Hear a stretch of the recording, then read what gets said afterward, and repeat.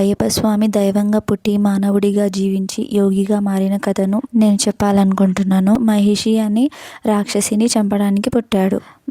మెడలో గంటతో పుట్టాడు కాబట్టి ఆయన్ని మణికంఠ అని అంటారు. పాండలం రాజు రాజశేఖరు వెళ్తూ ఉండేవాడు. ఈ పిల్లలు లేక చాలా బాధపడుతూ ఉండే ఆయన స్వామిని పాండల రాజకుమారుడు అని అంటారు. కావాలని పులిపాలే క్యూర్ చేస్తుంది అని చెప్పాడు.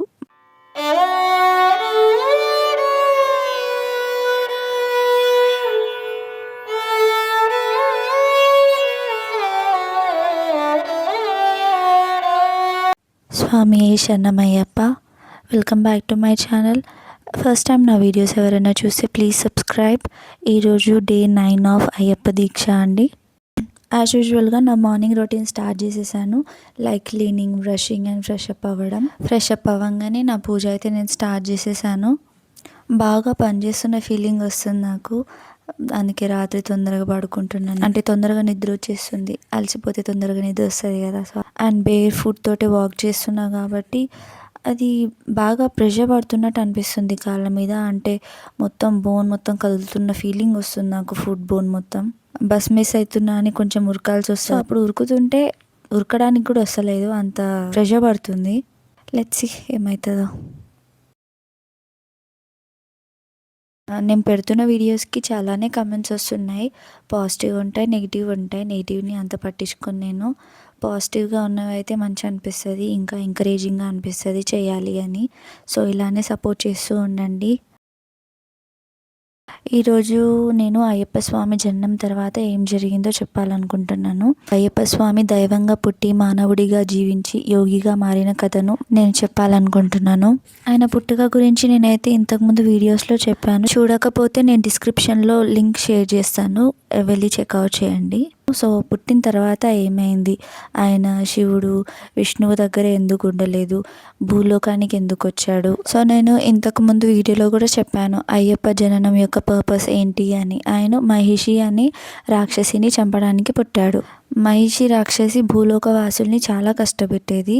అయ్యప్ప స్వామి జన్మించిన తర్వాత ఆయన భూలోకంలో ఎక్కడ కనిపించాడంటే ఒక అడవిలో, ఒక ప్రశాంతమైన వాతావరణంలో మెడలో గంటలతో మెరిసే దివ్య శిశువుగా కనిపించాడు. మెడలో గంటతో పుట్టాడు కాబట్టి ఆయన్ని మణికంఠ అని అంటారు. అదే దిక్కు పాండలం రాజు రాజశేఖరు వెళ్తూ ఉండేవాడు. ఆయనకి అక్కడే అయ్యప్ప స్వామి కనిపించాడు. ఆయనకి పిల్లలు లేక చాలా బాధపడుతూ ఉండే ఆయన దివ్య కాంతులతో మెరిసే ఆ బాలుని చూసి అతనికి హృదయం కదిలింది.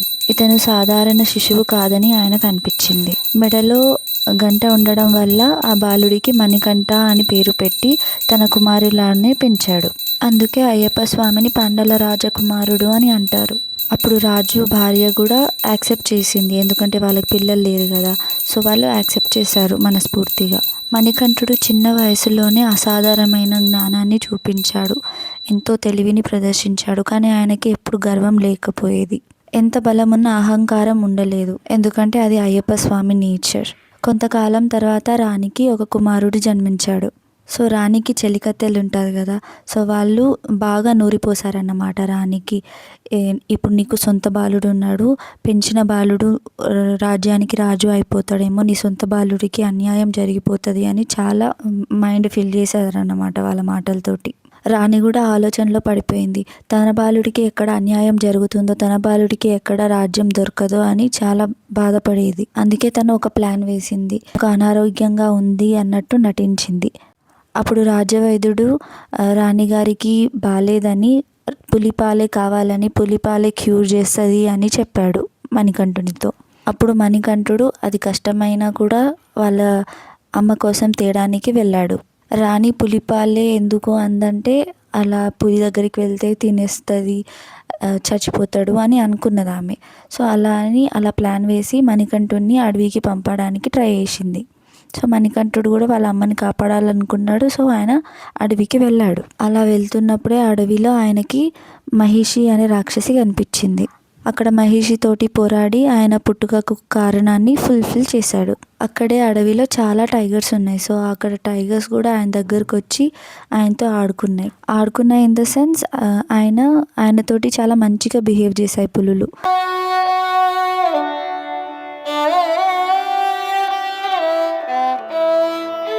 అయితే అయ్యప్ప స్వామి పులి మీద ఎక్కి తిరిగి రాజ్యానికి వెళ్ళాడు. అప్పుడు రాజు పులి మీద ఆ బాలుడిని చూసి ఈయన దివ్య బాలుడు, సాధారణమైన మనిషి కాదు అని నిర్ణయించుకున్నాడు. రాజు అప్పుడు కన్నీళ్లతో క్షమాపణ కోరాడు. ఈ రాజ్యాన్ని నువ్వే తీసుకో, నువ్వే పరిపాలించు అని అయ్యప్ప స్వామితో చెప్పాడు. అప్పుడు అయ్యప్ప స్వామి నాకు రాజ్యం వద్దు, ఏమొద్దు, నాకు భక్తులే కావాలి అన్నాడు.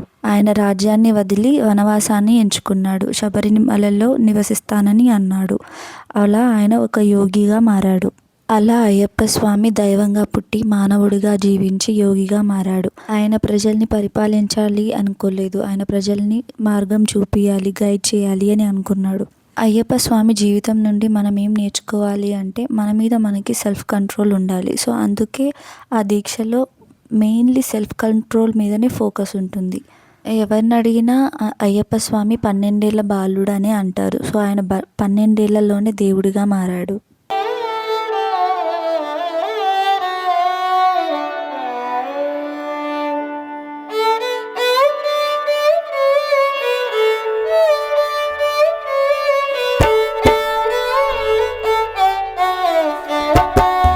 నాకు తెలిసిన స్టోరీయే చెప్పాను. మీకు తెలిసింది ఏమన్నా ఉంటే కమెంట్ బాక్స్లో పెట్టండి.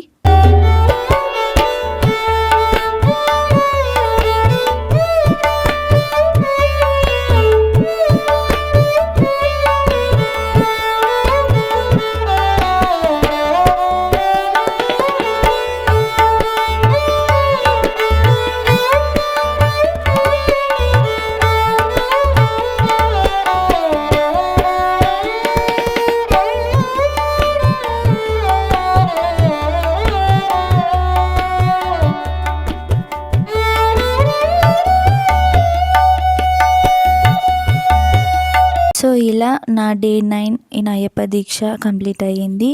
మీకు ఈ వీడియో నచ్చిందని అనుకుంటున్నాను. నచ్చితే సబ్స్క్రైబ్ చేయండి, సపోర్ట్ చేయండి. మళ్ళీ కలుద్దాం. అంతవరకు సెలవు. స్వామియే శరణమయ్యప్ప.